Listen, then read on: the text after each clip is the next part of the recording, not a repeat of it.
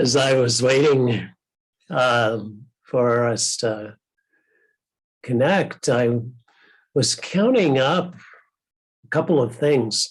One was I figured out we've done about 500 hours of training since 2015 on Thursdays. That's probably conservative because I don't know that I'm counting our second group that started a year or two ago.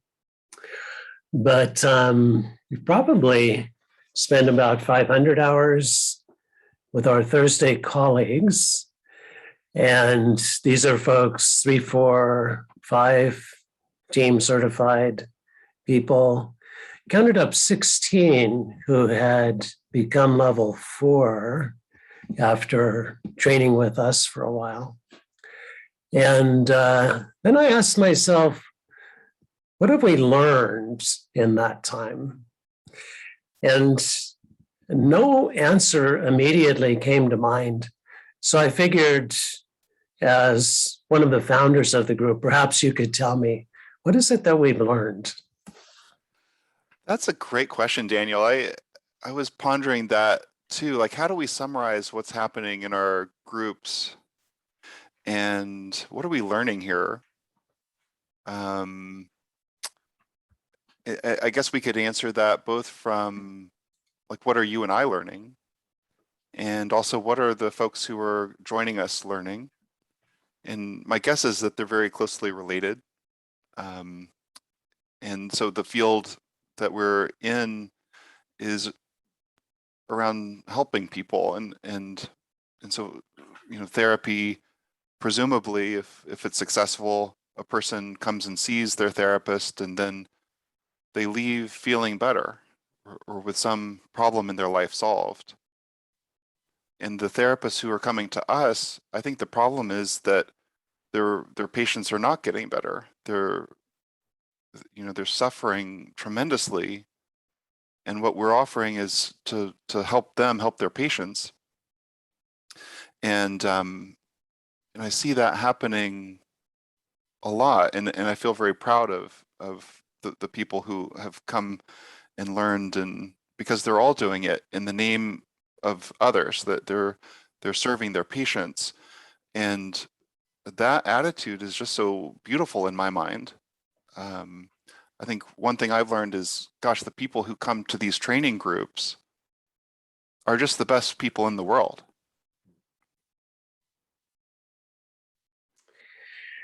Yeah, I would so agree with what you're saying. I don't know how many people have actually come through our groups, maybe close to 200 would be my guess. And I'm in some kind of touch with most of them these days.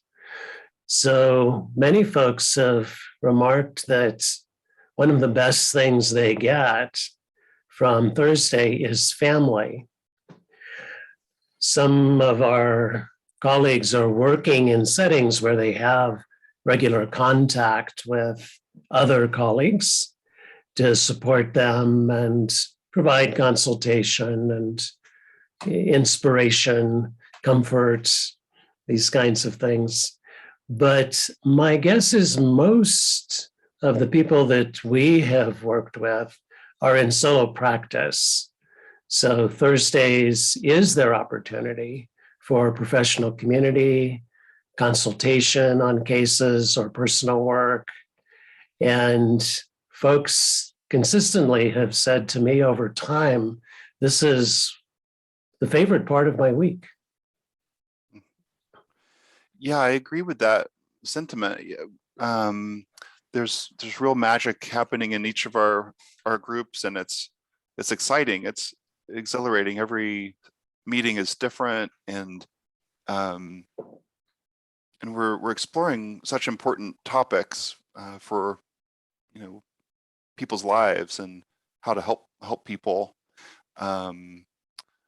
Did you see the feedback we got from last session?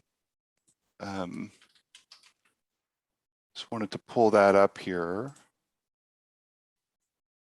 I wonder the feedback from Yehuda was really wonderful. Do you think he would mind if we quoted him? I don't think he would mind. I'm just going to read a part of what he said. I felt grateful and truly admired the willingness of another group member who did personal work to bring it to the group in order to come up with more ideas. I think that the diverse voices brought by different group members was very helpful. Our group leaders, Daniel and Matt, who are great mentors, role models, and friends, never ceased to surprise me with powerful insights and super specific advice in micro moments in the therapy, as well as macro, that make the learning so accurate, granular, specific, useful, and practical. I think that maybe this individual is now left with a repertoire of different ideas and actions that they may choose to explore. And then this conversation continued through some emails because the question was asked, is this mode of teaching something that is replicable? I really appreciated your answer to that question, Daniel.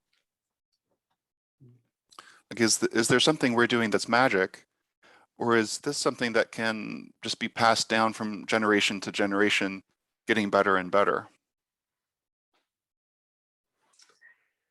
Yeah, my guess is both. It's a good answer. Yeah.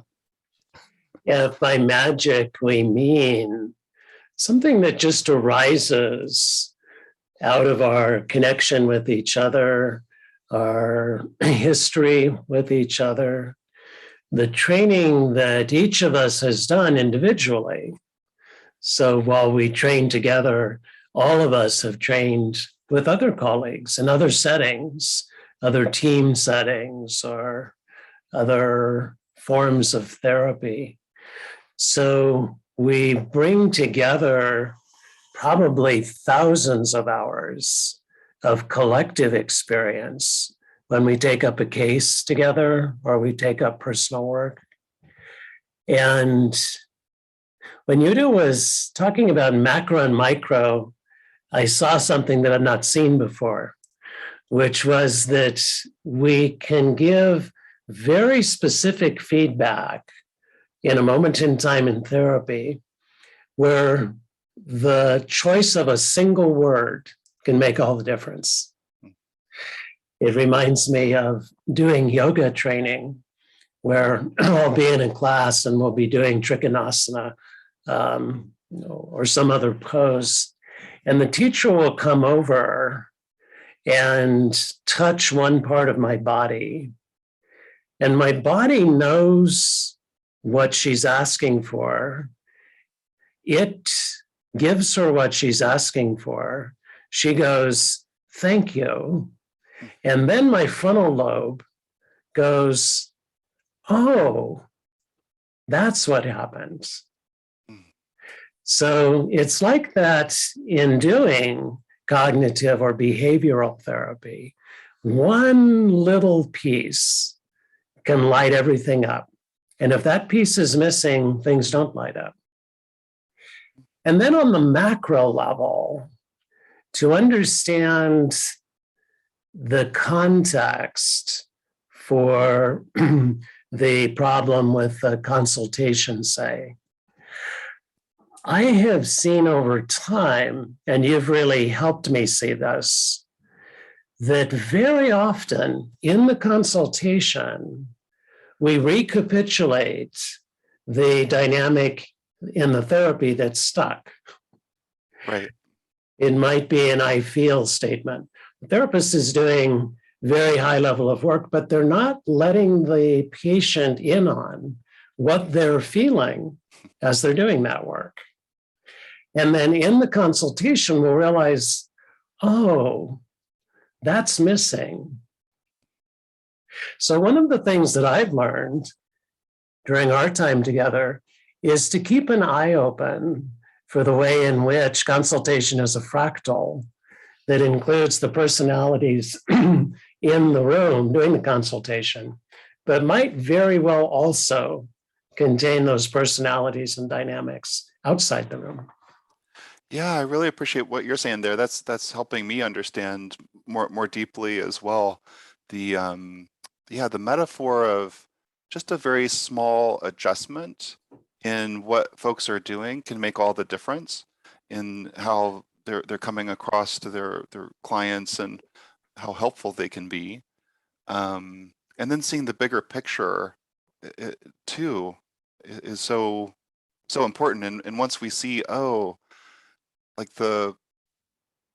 if the therapist does this, then that will teach the patient to do that as well. And over time, the other thing that you mentioned is a lot of this is pattern recognition.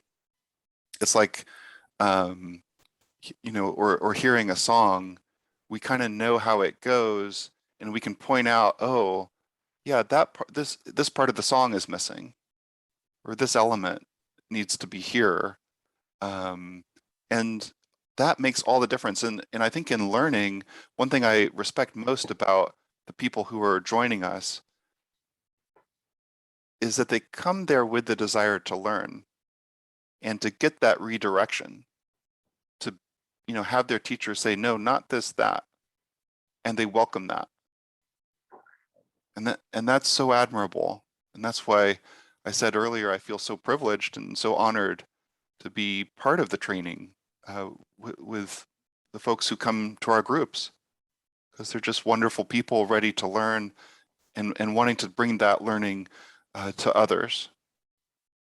And that, I just love being a part of the ripple effect in humanity, and to be a part of the ocean rather than just one wave. So maybe we could talk a little bit about what do you think why do you think people come to these groups? You said for family is one, for learning is another, for their patients is a third. But we've got some pretty good data that shows people who are actively seeking out, how do I get better at being a therapist? Turns out they are in fact the best therapists. So what is it in their psychology, do you think, that is motivating them or inspiring them?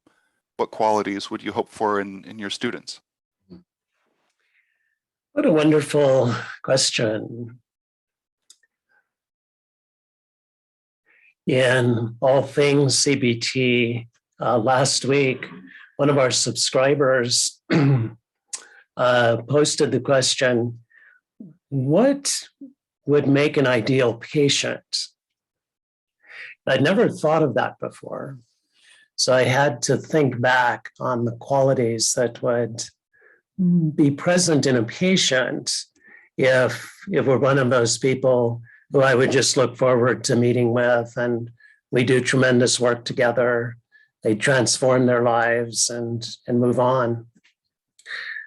Maybe the same qualities would make for a great student. Two that come to mind to me are curiosity. I've told the story of my first supervisor out of graduate school, Tim Burton, worked in rural mental health in Oregon for 25 years or so. And he picked up a hitchhiker going through the Columbia River Gorge one day, and hitchhiker figured out, oh, you're a shrink and you teach and do consultation. So the young man asked, what quality would you wish for your patients? If you could just wish one thing, what would you wish? And Tim thought for a minute, and his answer was curiosity. And when he told me that story, a bunch of things clicked into place. And I realized that one way that we would become depressed or become panicked or become uh, PTSD'd, whatever that is we're not curious any longer. We know everything. And then all these doors close, and we just have what it is that we know. So for one of my students to just be curious about a case, maybe the case is going reasonably well, but they're curious, are there any things missing here? Are there ways that I could tweak this? Could I introduce elements I haven't introduced yet that would help me help this person? That would be right up near the top of my list. And then right on its heels would be this quality that you're speaking to. We could call it holding the ego lightly. So many people will tell me that ego is not my amigo, that ego is like the enemy or the bad guy or something. I don't see it that way. I see ego as just another aspect of being, a necessary aspect. If a child doesn't develop a sense of separate self, that's a problem. But to be able to hold that lightly, and in a training setting, to hear a colleague or a teacher, maybe skillfully and compassionately, maybe just very bluntly or even crudely, point out something that we're doing that's part of the problem. And being curious right at that point, what is it that you're seeing? You're telling me I'm barking up the wrong tree here. And that's why I've seen this patient for 6 months. Their numbers haven't moved much. What are you seeing that I'm not seeing? Not like just surrendering the field or something. That's a danger, I think, when there's a guru and the guru's up here and we're down here. The guru says something and we go, oh, okay. I don't like that at all. What I like is that ability to say, what are you seeing that I'm not seeing? I would like to see what you're seeing. And then I will make a decision about incorporating that feedback into my work going forward. Or as I have done with some of my gurus, say, thank you for that. That will not help me. I'll leave that behind. I love that answer. Yeah, I just so agree with it. Curiosity and a willingness to, it's like you're kind of like you're talking about a humility, a lightness around the ego, acceptance, even a loving nature for oneself and others, I think is precisely what I'd be looking for in my students and in myself too. It strikes me one of the aspects of the team model that I think is so useful is that we're not going out there trying to help people, but we're sitting with open hands, that we're very excited and interested and curious about people and very willing, very motivated to work hard to help them if they're curious and they ask for that help. But when folks are not curious or interested in that help and what we have to offer, that we have no need to change them. We can let go and let them be who they are and have the approach to life that they want to have, which I think is deeply respectful. And then the curiosity matches other aspects of the team model too, like just the testing component. A curious therapist does testing. They don't assume that they know how the patient is feeling. They really want to know. And that comes across in the empathy component too. Like, I really want to know how you're feeling and understand you. That is conveyed through empathy. And then curiosity, even in the methods phase, is important. Like, I don't know what method will help a given person. I'm just curious, and we'll try them through different experiments and see what works for someone. I can't predict. I'm curious about what will help you. So I love that answer, Daniel. And yeah, I wonder, do you think that people who could be developing their curiosity more or moving more in this direction of having a light heart about their flaws or failures, that kind of thing, do you think that they're held back in certain predictable ways that, you know, could you become more curious or become more loving and accepting over time?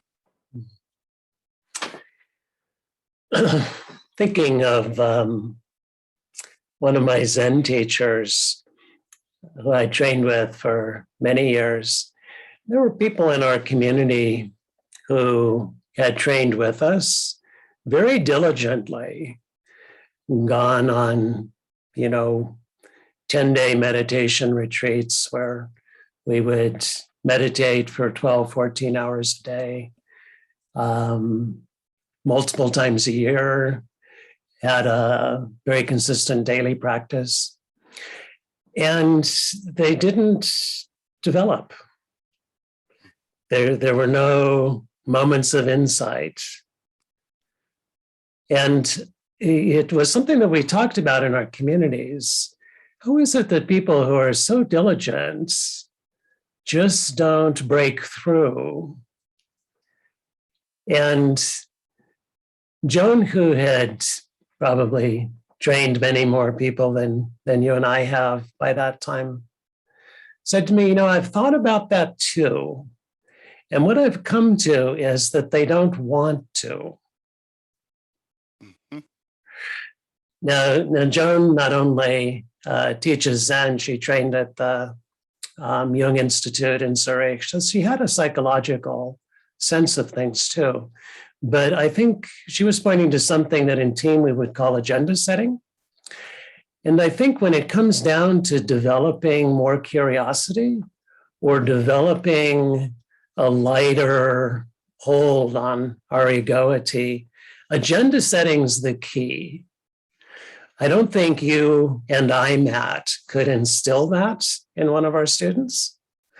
I think we could help a student who had an agenda to become more curious or to just be easier with that sense of self thing, to take those steps.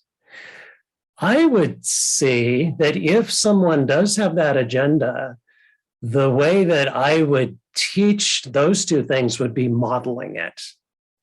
There'd be no other way that I would know how to do it. Mm-hmm. Yeah, right. The agenda setting and the stuckness that people can experience in their life, those are two of my favorite topics.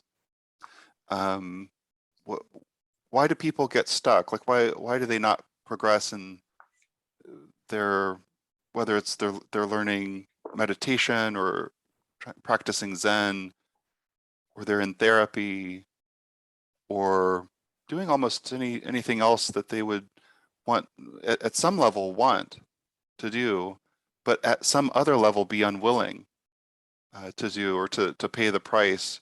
We've looked at agenda in a pretty, I think, advanced way in the team model, where we identify that there are often these hidden reasons not to recover.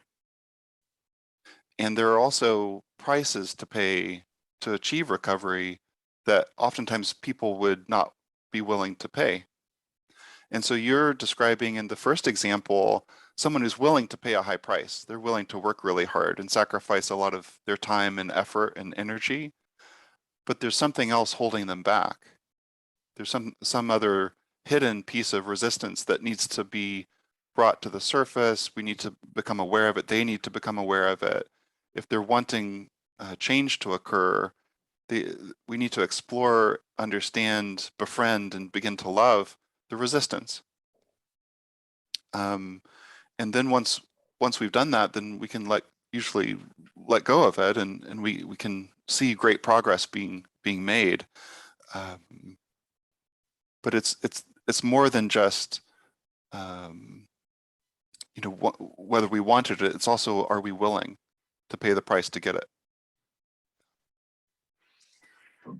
One way that I've begun describing this dynamic is the symptom is also the solution. Mm-hmm. So if we're only looking at panic attacks, say, as a symptom, I think we fall down on a couple of fronts. One would be on seeing the big picture, in which the panic attack is absolutely a form of suffering. It's the most acute form of human suffering that I've experienced. At the same time, it is a solution to something, some dilemma, some conflict, something that the person, when they come to us asking for help with the symptom, is probably aware of, but much less consciously than they are aware of the suffering from the panic attack.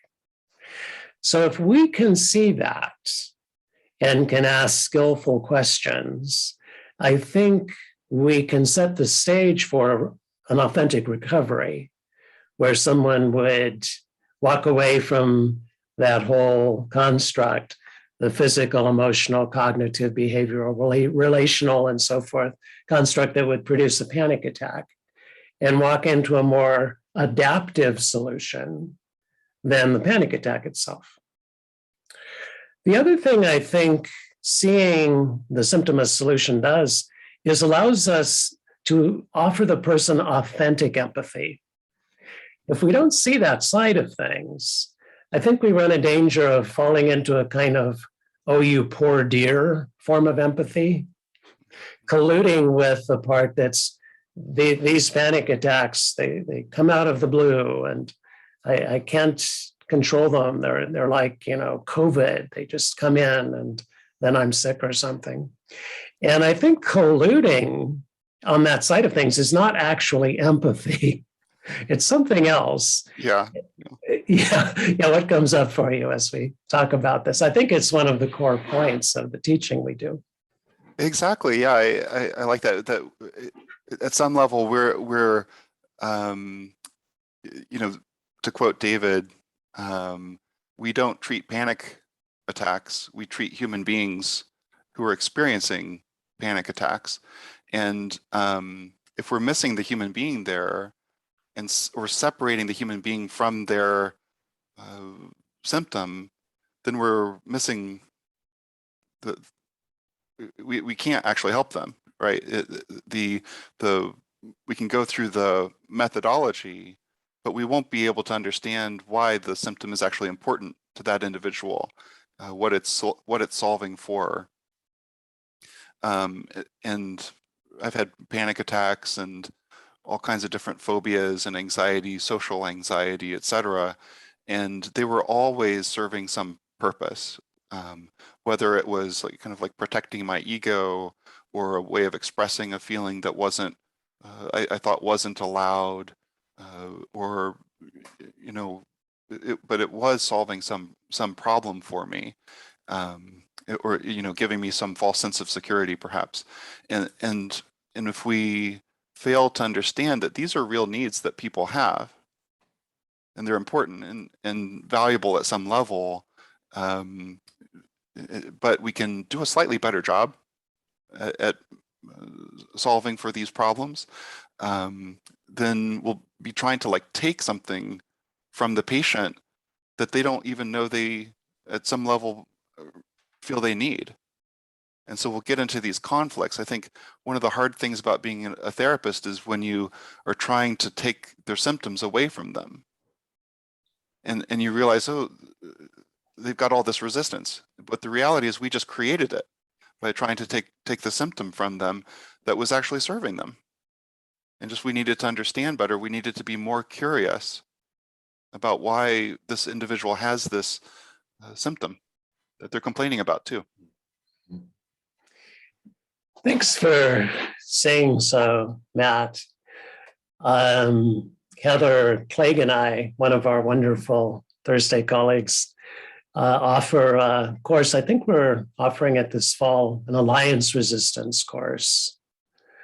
And I think Danielle Levy and Dr. Burns came up with that formulation years ago as a third form of resistance, outcome resistance. Do I really want to no longer have panic attacks? Process resistance. Am I willing to do that thing, turn towards that trigger instead of away from it? And then alliance resistance, a failure to create a working therapeutic alliance together.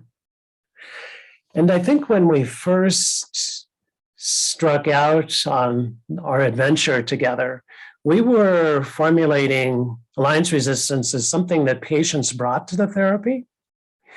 But as we've deepened our understanding of it, I'll speak for myself. I'm not sure Heather would use this language, but I would agree with you. 100% of the time, therapists create something they call resistance, and then very often blame patients for it. Right. And I think you've gotten to the mechanism there. You're not letting me take away your symptom. Therefore, you are a resistant patient. So this formulation of symptom as solution is a better fit for the fact pattern as I see it, that both are true. To the extent that the solution is maladaptive, there's suffering. But the symptom would not exist were it not also a solution.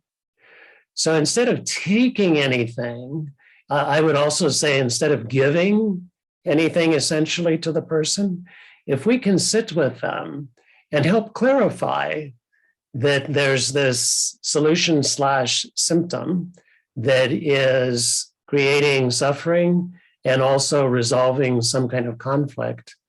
And then see, is the patient interested in doing something else? Maybe, maybe not. I have had patients at that point who have said to me, I think I'm on the right track. I now see the hidden hand of the market, right?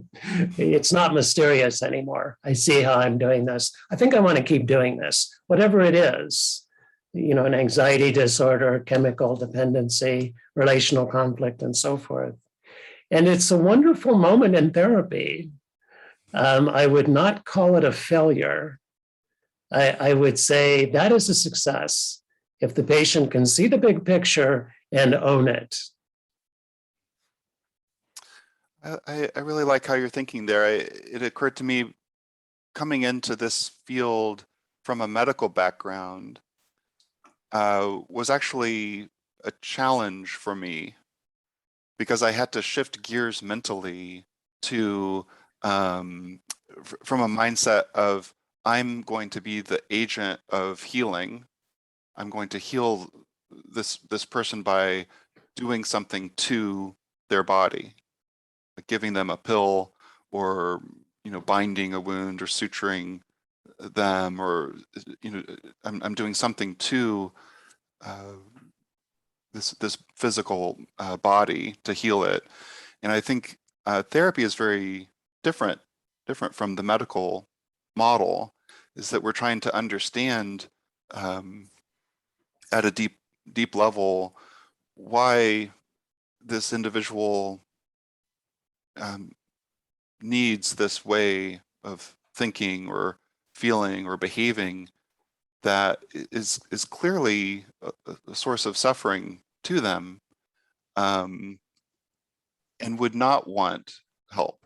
Like that, to understand at a deep level why someone would not want our help or would not want change, would not want recovery, and to be present with someone who is suffering very deeply but also not ready to recover, I think is a huge barrier to many therapists. It's hard to sit with someone who's suffering very, very deeply and not want to help them, and not want to change something in the system.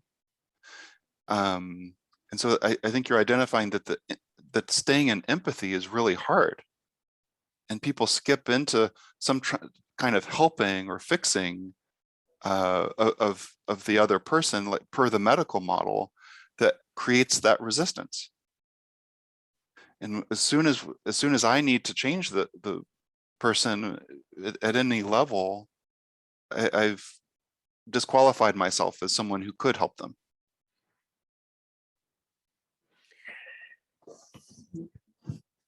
The integrative approaches to wellness would align very nicely with what you just said.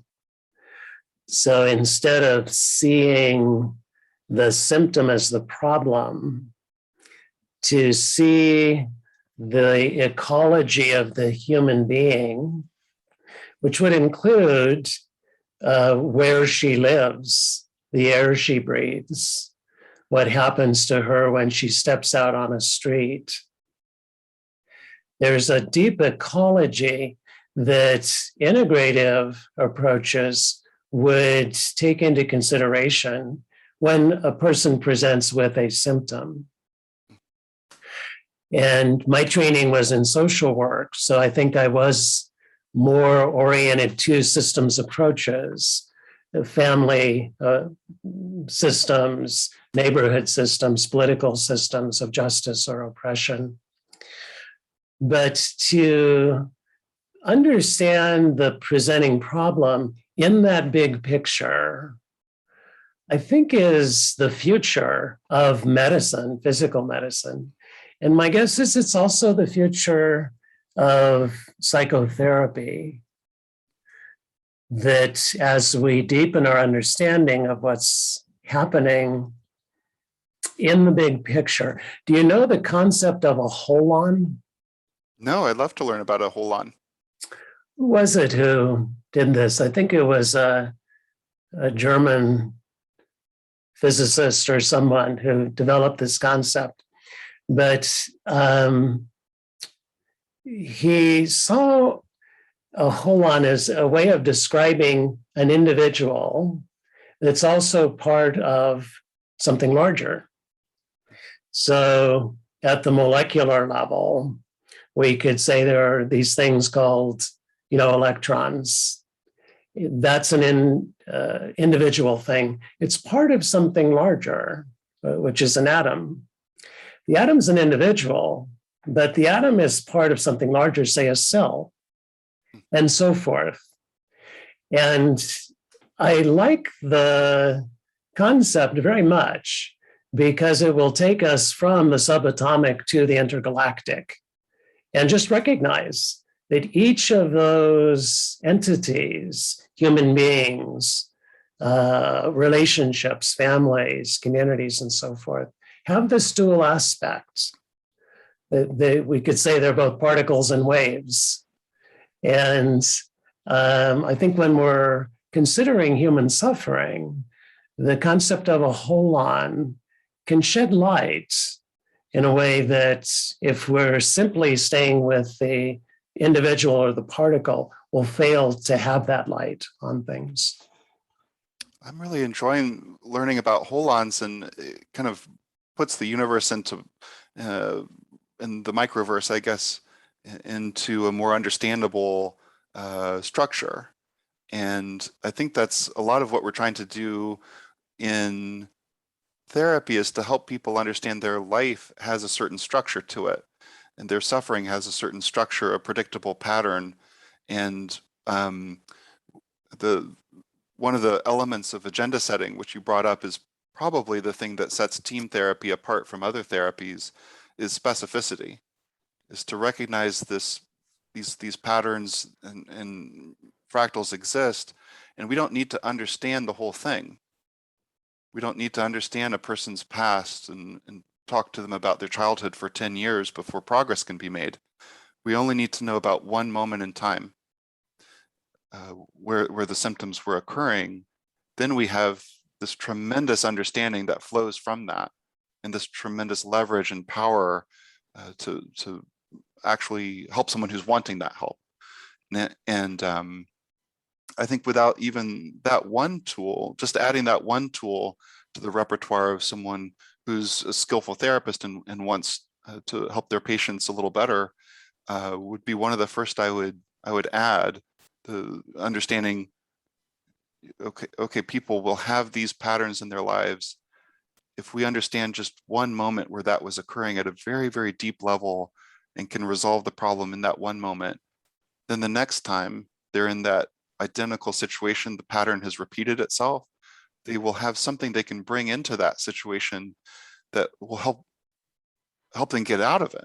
And it's like having team therapy is like having the cure in a bottle, only it's even better because there are no side effects, minimal side effects. Knowing, oh, I can get back on track in my life again, even if I fall off the side of the road, I know exactly what to do to get back on, because I've solved for one specific moment in this repeating pattern of troubles and upset that is life.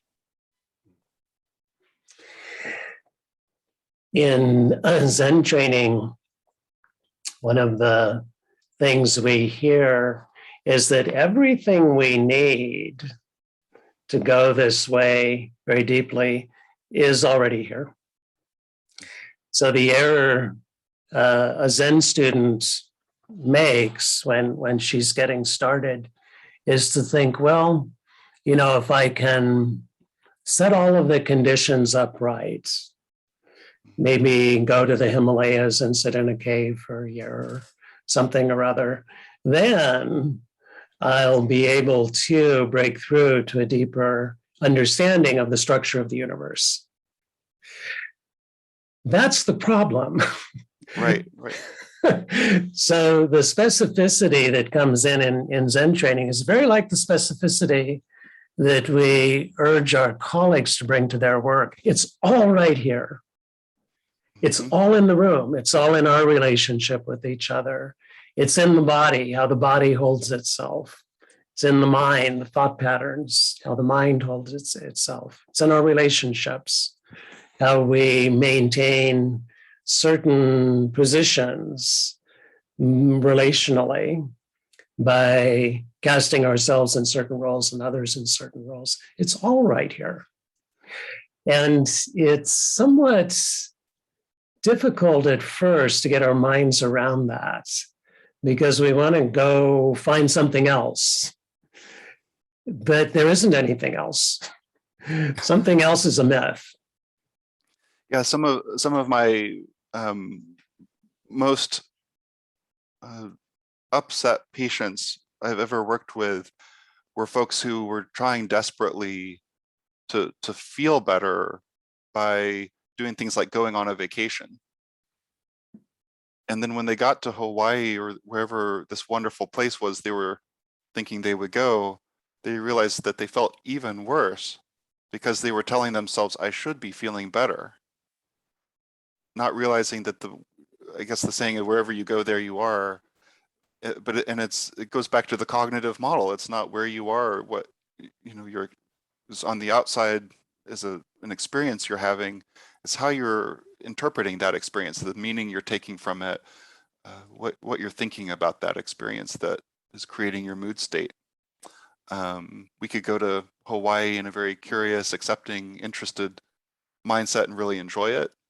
Or we could go there expecting a great deal that it has to deliver to us and demanding that and have a miserable time.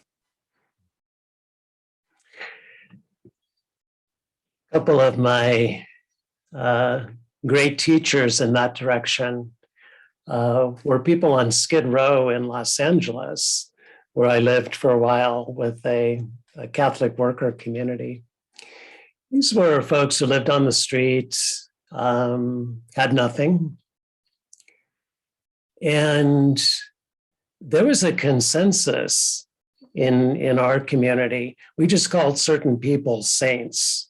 We wouldn't say Eugene was one of them, a guy who only had one arm and had nothing at all. But Saint Eugene lived a joyful, loving, deeply satisfying life. because he was always focused on someone else. It wasn't, I don't have food. It was, how can we feed these people? It wasn't, I don't have a coat and it's raining. It was, wow, where can we get some clothes for these folks? And when you were sitting with Eugene, Isaac was another, lived in a vacant lot, cattle corner to our row house. They lived very freely, very openly, very joyfully, very gratefully, in excellent connection with the universe. I'd never seen that before. I'd grown up in the suburbs, and I'd thought, well, you need some stuff to be happy. And then as soon as you start that list, it never ends, right? And then I would meet people who had a lot more stuff than I ever would, who were desperately unhappy. But it wasn't until I met these very simple people, very joyful, Christ-like people, that I realized what you are saying. It's not where we are, not our circumstances, not whether we're healthy or ill. It's our position in things, which maybe we could also call our agenda. What is our agenda? Eugene's agenda was not self-aggrandizement, was not getting stuff and holding on to it. His agenda was to be a force for love and kindness in the world. And he could do that anywhere, anytime. I love Eugene already. I wish I could meet him in person. You're reminding me of actually a personal experience that I had where I was caught up in this idea that, I needed all of these things to be happy. And, I've had probably every privilege a human could have in life. I'm a white male born in the United States, wonderful, highly educated family, et cetera, et cetera. So I've never wanted for much in my life. And we know from exposure that, if that creates a problem too, right? That if I haven't experienced having nothing, then I'll be afraid of it. And this is a common fear. I think David Burns talks about having had this precise fear, and he just threw his keys and wallet down a storm drain, and had a one-way ticket somewhere and just got on the bus to experience what it's like to have nothing. And he said it was one of the most wonderful experiences of his life. It was very freeing. And I stumbled across it by accident. I think I had too much resistance and fear to do an exposure exercise like that, but was once just camping and realized I have everything right here that I need, out in the wilderness with no phone, no, precious belongings, just a fishing pole and some salt and pepper, and I was okay. And those type of experiences, when we do exposure, when we face something that we're afraid of, are some of the more powerful experiences that people can have. Anybody can have, I think, is realizing something I thought I needed is in fact not something I need. And we can walk out of a prison of our own creation in that moment and realize, oh, we're actually free. And it's just scary to do it. In my last book, My Tropic of Cancer, I tell a couple of stories about how my family members, myself included, arrived at that place after having been diagnosed with a lethal illness. And when I was a child growing up, we were kind of lower middle class, my parents were the first people. Oh no, my dad's grandfather went to college, went to medical school at Penn. But mom and dad were outliers in that for the most part, no one went to college. They both got college educations. But, there were 7 of us, and it was kind of hard times.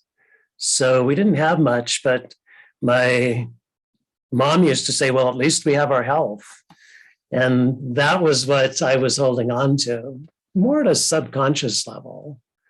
Didn't realize real consciously I was doing that till I was diagnosed. I didn't have my health anymore. And I didn't have even a good prognosis yet because I hadn't had surgery. So we didn't know if the cancer had metastasized, if I had, months or years to live. So it was the first time in my life where the one thing that at least I had, I know I didn't have any longer.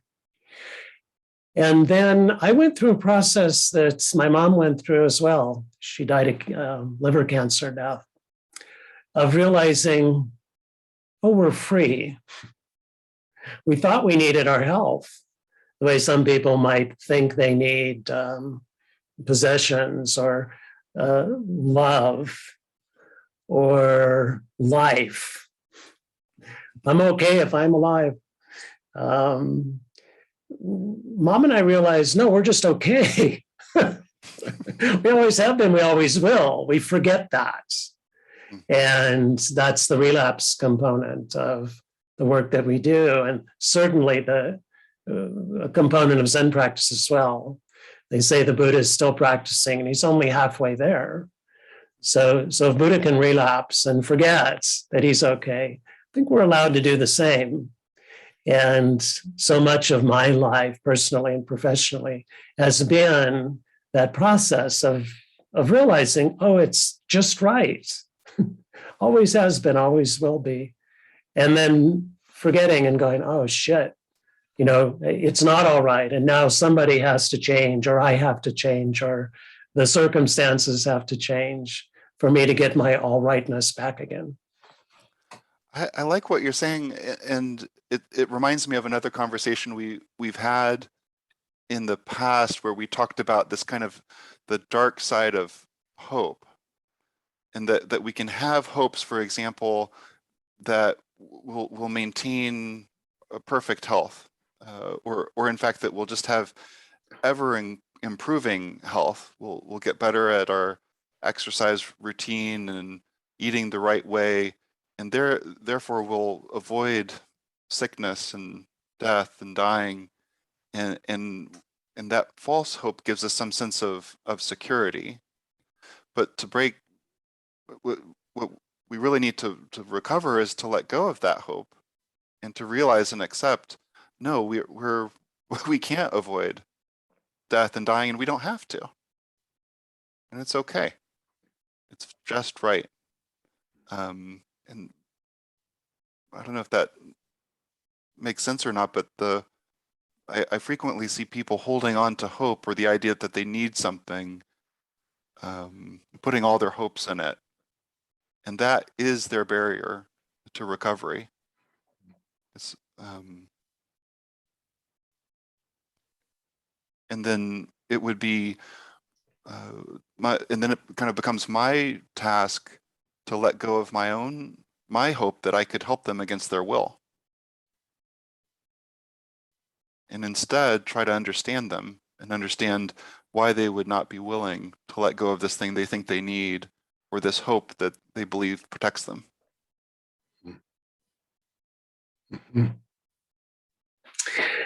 I was raised Catholic, and that tradition is me. It speaks to me today as deeply as it ever has. And sin is this thing. I think it's gone out of vogue, or is sin back? I remember for a while only neurotic people worried about sin. I haven't been keeping track of it, which tells you what kind of morally defective person I am. And I wondered why we were such good company. Now I'm understanding that a bit more deeply. But I think there were equal parts wisdom and horror when we were being taught the Baltimore Catechism and sins. Anger, for instance, was a sin. I think it's one of the, quotes, deadly sins. So taking this completely natural expression of being a vertebrate, we see anger behavior in all vertebrates, not just humans, and saying, oh, better not do that, because then the big guy in the sky is going to be mad at you. What a terrible thing to tell a young child. But the other side of it was there was deep wisdom in what I learned there. And since I tend to reformulate everything I'm given, I've come to see sin as deferred gratification. It's this position saying, oh, if I get that apple, then things are going to be good. And failing to see things are already just right. So as soon as we defer gratification for some future moment or circumstance, which might be what you're calling hope, that's sin. Then we're cut off from the kingdom of God because we're more interested in going somewhere else. Yeah, gosh, there's a lot there. We could talk about how commonly anger becomes anxiety because it is labeled as a sin. And I think whether it's the church saying that or your parents, I think there's so many confusing messages that people receive when it comes to their anger. And often it's around how they're expressing it.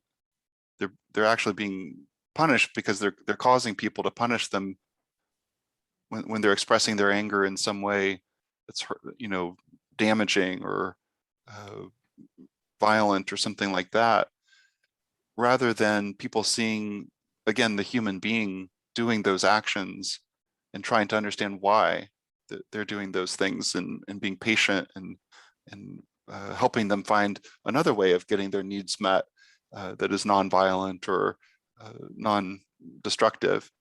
And then when we have been punished while feeling a certain way, we start to think, oh, that's bad. That thing is forbidden. And words like should come into play. I shouldn't do that, or I should do this other thing. And so where does that feeling of anger go? Well, it goes somewhere. And frequently it'll come out as anxiety or some type of physical manifestation. And that's one of the more fascinating elements of our what we can do with our minds, is that we can express our feelings in all kinds of different ways. And so it'd be interesting to have that conversation.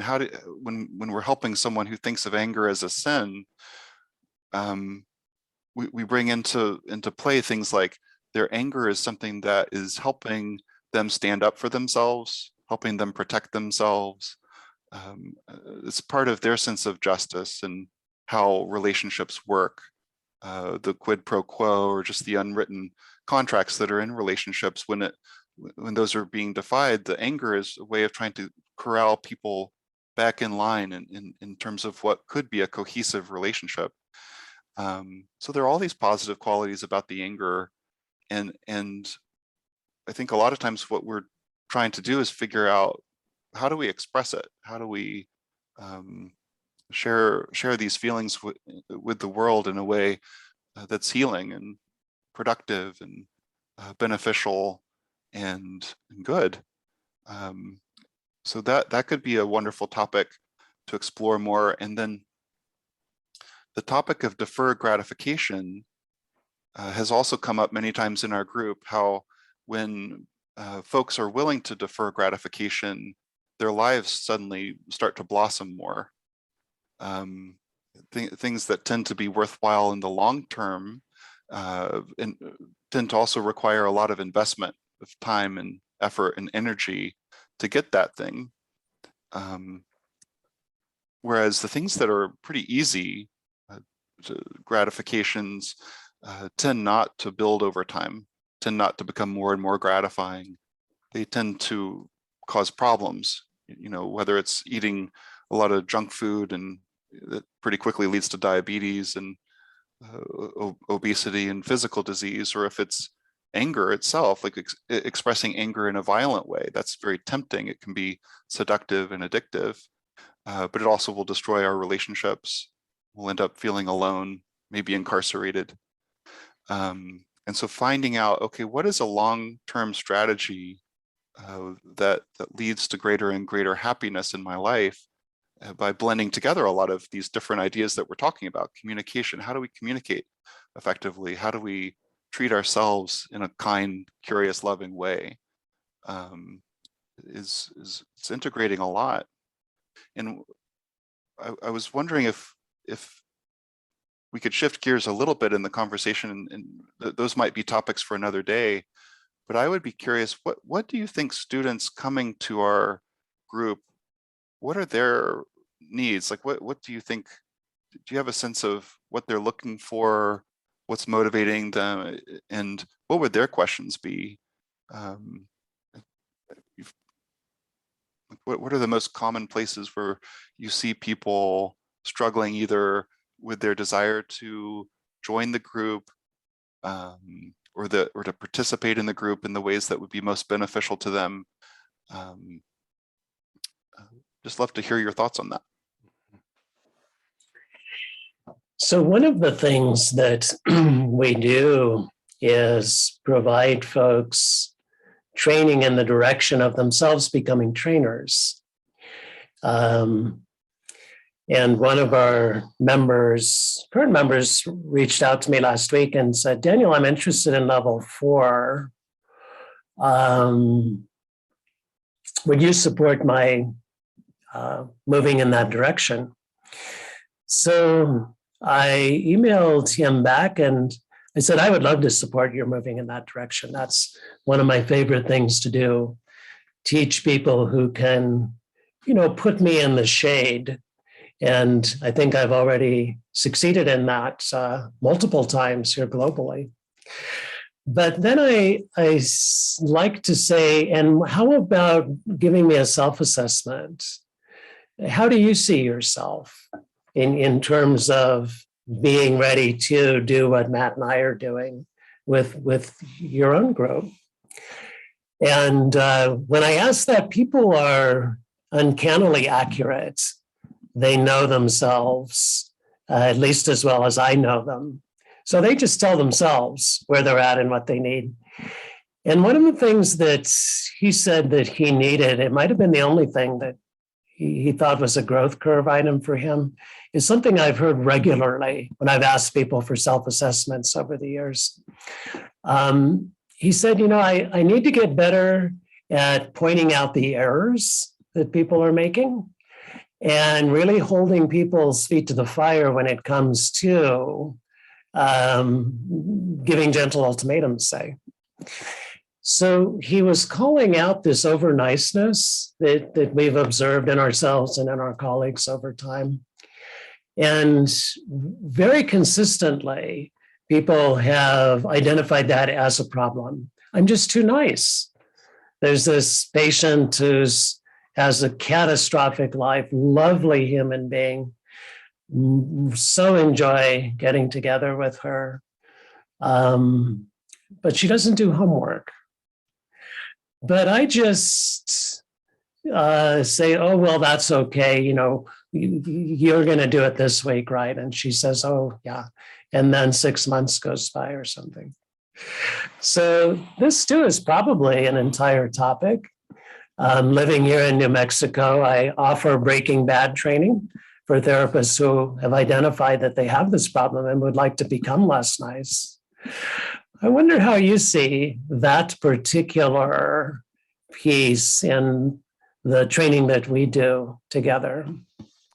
Oh, I love that question, Daniel. Yeah, the niceness is a problem. Niceness is probably a sin too, or something like that. And when we realize it's actually not nice to give someone false hope. And I think it's important to realize, for example, that when patients do their homework, they're in a completely different category scientifically for determining whether they will recover or not. And so it wouldn't, in my mind, be nice to not hold a patient's feet to the fire when it comes to doing homework and this kind of thing. The question is, how do we do that in a way that really preserves their dignity and honors who they are? And at the same time, it doesn't lead to a situation where we're just accepting payment, but we're not giving anything in return. To my way of thinking, I couldn't feel satisfied if I was getting paid, but I wasn't giving anything back that this other person was asking for.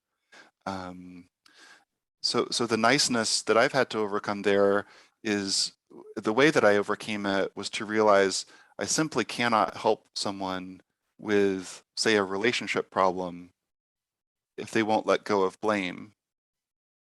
I simply cannot help someone with hopelessness if they're not willing to run experiments behaviorally and try new things. I can't help someone with feelings of worthlessness if they want to maintain their high standards for themselves. There are certain things that I just cannot do. And when I realized that, then I realized, okay, I've got to, like, I have to be able to hold my patients accountable in ways that are very, at some level, confrontational, to let them know that what sounds like a hopeless message, that I could only help you if, and my sense is that you wouldn't want to do that. And I had to practice a lot at that. My niceness was something that I couldn't just shed by realizing, okay, I want to make this change. I had to do it and practice it on paper, in role plays, until I felt comfortable and safe doing it. And I think that's part of what we're offering in these training groups, is just a laboratory, a consequence-free environment to fail a lot. And through that failure and analysis of the failure, learn at light speed levels and get to a place where we can do these things which we could never do, and which makes such a huge difference in treatment outcomes. Looking at our time, and I know we have a reset coming up here, always feel a little sad at this point, because feel like, well, we're just getting going here. We're getting to the good stuff, and now it's time to stop. Yeah. But I wonder if before we do, if there's anything else you'd want to say about what it is that we're offering in our Thursday training, or questions for us as a larger community to hold in mind as we move forward together. I just wanted to reiterate how meaningful it was for me to have this time with you, Daniel. And we always just have awesome conversations. And then I think, by extension, I just so appreciate being a part of the training and of our groups. It's such a special place. I think it attracts and draws people to the group that are just wonderful human beings, and I so appreciate all of them. And yeah, I look forward to next Thursday with you, and many more years to come. Another of my Zen colleagues told me a story. He was teaching in a state here in the United States, and a new teacher asked him, I'm thinking of moving to this other city and teaching in the same line, but I wanted to see about getting your blessing for that. So I think she had a sense of, I'm going to be competing with this person who's the established figure or something. And this fellow, who's also a therapist, a lot of people in my Zen community are also therapists, Marsha Lenehan being one of them. He said, oh, by all means, he said, open up right next door to me. And the person was pretty surprised and said, why would you like me to do that? And he said, because I'll get better students.